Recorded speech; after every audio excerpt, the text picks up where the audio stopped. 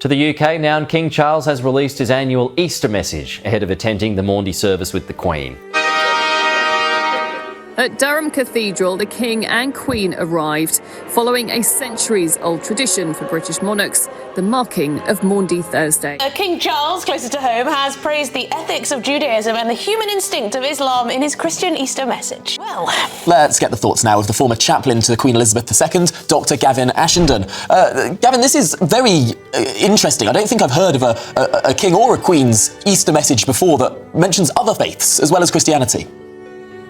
Yes, it would be nice if we could say wonderful and welcome it with generosity. But the trouble is, it causes more trouble than it helps.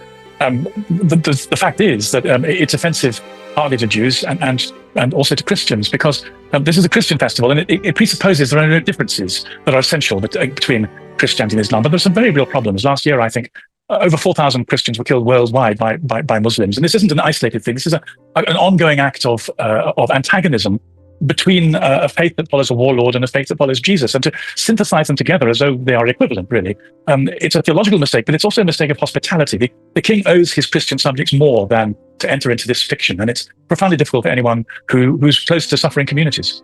he talks so much about different faiths and religions, it almost seems as though he doesn't have his own religion. It's almost as though he subscribes to all of these religions. He goes that far. We do know that there was a conversation, wasn't there, about whether he was the defender of the faith or faiths plural, and hints that he was moving towards the faiths plural. I mean, it does seem as though he sort of just wants to be a part of every religion.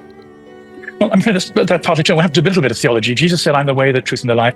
No one comes to the Father but by me." And the reason for that is no other religion features God as the Father. It's a uniquely Christian thing. Now, all religions have things in common and share ethics.